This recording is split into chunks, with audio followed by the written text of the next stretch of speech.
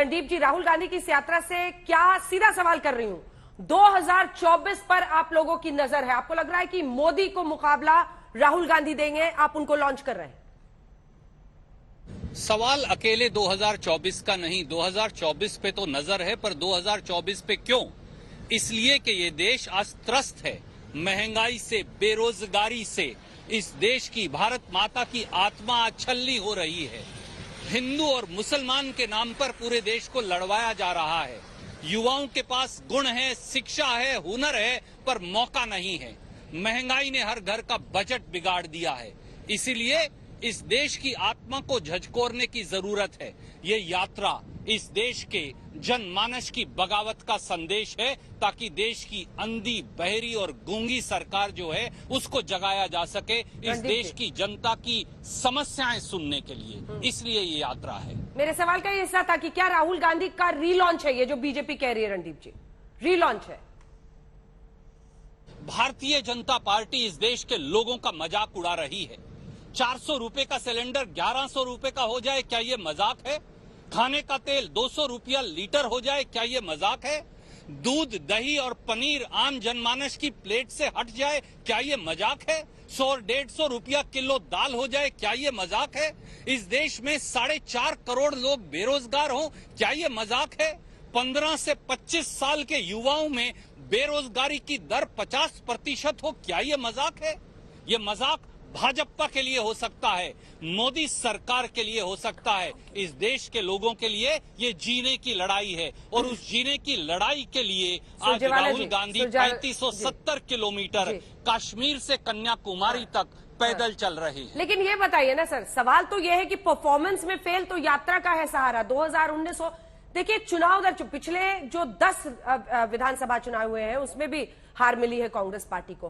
क्या परफॉर्मेंस में जो एक इमेज क्राइसिस ऐसा लगता है, और उसी के साथ परफॉर्मेंस क्राइसिस से राहुल गांधी गुजर रहे हैं, इसीलिए अब आप लोगों को यात्रा का सहारा? आपको लग रहा है यही वो जादू की छड़ी है जिससे शायद कुछ बदले कांग्रेस का जमीन पर?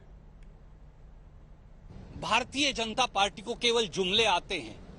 आज जिंदगी दूभर है, आज जिंदगी मुश्किल है। आज गुणी से गुणी व्यक्ति के लिए रोटी नहीं। आज 84% लोगों की घरों की आय कम हो गई है, और 142 भारतीयों की आय 30 लाख करोड़ बढ़ गई है। मोदी जी के मित्र तो एक दिन में 1000 करोड़ रुपया कमाते हैं, पर इस देश में दिहाड़ीदार मजदूर आत्महत्या करने को मजबूर है। किसान सड़कों पर धक्के खाता है। युवा जो है पीएचडी चपड़ासी की पद के लिए अप्लाई कर रहा है, पर मिलता नहीं। ये है जो परफॉर्मेंस की जरूरत है। परफॉर्मेंस सरकार की फेल हो गई है, कांग्रेस की नहीं। कांग्रेस केवल अलग जगह रही है। गुजरात क्यों नहीं जा रहे रणदीप जी? गुजरात क्यों नहीं जा रहे? दक्षिण में स्थिति अच्छी है, इसलिए वहीं पर केंद्रित है ये पूरी यात्रा। अब जा रहे हैं बीचों बीच, लेकिन गुजरात, कई राज्य हैं जहां नहीं जा रहे, क्यों? शायद ऐसा कहने वाले को इस देश की भौगोलिक परिस्थिति की जानकारी नहीं। क्या कश्मीर दक्षिण में है? क्या पंजाब, हरियाणा, उत्तर प्रदेश दक्षिण में है? क्या हिमाचल प्रदेश दक्षिण में है? क्या राजस्थान और महाराष्ट्र और मध्य प्रदेश दक्षिण में है? ये यात्रा कन्याकुमारी से कश्मीर को जोड़ने वाली है। गुजरात परसों ही श्री राहुल गांधी गए, और गुजरात की जनता ने यह दर्शा दिया कि बापू और पटेल की धरती से जो संदेश उठा है वो इस बार सत्ता के बदलाव का और कार्यकल्प करने का संदेश है। ये जनता ने गुजरात की संदेश दे दिया। राजीव गांधी मेमोरियल से शुरुआत, एक इमोशनल टच भी देने की कोशिश है क्या? जो कांग्रेस की लेगेसी है उसको फिर से दोबारा लोगों के जहन में याद दिलाने की कोशिश है युवा वोटर्स को। श्री पेरम्बदूर जो है वो राहुल जी के पिताजी और इस देश के सबसे चहेते प्रधानमंत्री के बलिदान की धरती है। पर राजीव जी ने बलिदान क्यों दिया? उग्रवाद से लड़ने के लिए और इस देश की अखंडता के लिए। आज इस देश की आत्मा के टुकड़े किए जा रहे हैं। कहीं हिंदू मुसलमान की लड़ाई, कहीं मराठा गैर मराठा की लड़ाई, कहीं पटेल गैर पटेल की लड़ाई, कहीं पाटीदार गैर पाटीदार की लड़ाई, कहीं राजपूत गैर राजपूत, आदिवासी गैर आदिवासी की लड़ाई। इस पूरे देश को जाति और धर्म के आधार के बंटवारे पर नफरत के बीज बोकर यही रणदीप जी बीजेपी आपके लिए कह रही है। वो कह रही है कि कांग्रेस ने बांटा है, आप प्रायश्चित यात्रा करिए। ये प्रायश्चित यात्रा कहिए इसे। कांग्रेस बांट चुकी है देश को जाति पर, धर्म पर। ये अपने आप में एक और मजाक है इस देश की गंगा जुमनी तहजीब का भी, और इस देश के संविधान में रची बसी समरसता का भी।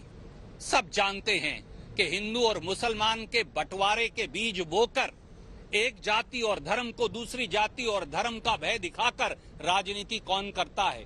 भाजपा की राजनीति का आधार ही मंदिर मस्जिद है।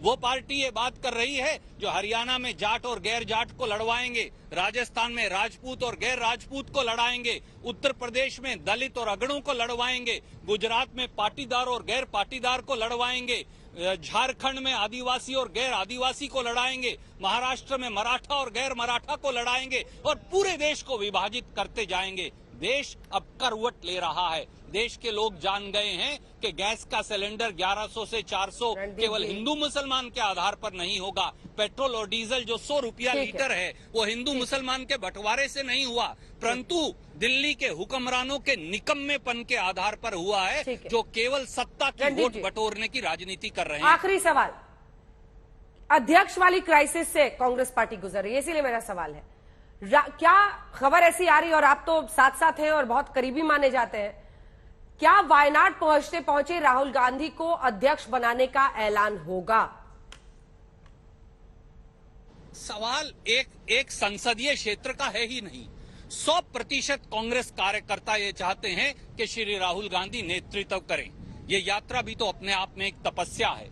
ये तपस्या केवल राजनीतिक दल या व्यक्ति विशेष के लिए नहीं, ये तपस्या है देश की समस्याओं के लिए, डूबती अर्थव्यवस्था के खिलाफ, औंधे गिरी जीडीपी के खिलाफ। ये तपस्या है रोजगार के सृजन के लिए। ये तपस्या है ताकि आपके मेरे आपके दर्शकों के घर का बजट सस्ते में चल सके, सही रेट पर चल सके, उसके लिए। ये तपस्या है इस देश की आत्मा को छलनी करने के खिलाफ, और ये तपस्या है इस देश में तरक्की, बढ़ोतरी, समरसता, भाईचारा, उनका शासन हो, ना कि हिंदू और मुसलमान के विभाजन के नफरत के बीज बोकर खेती की जाए। ठीक।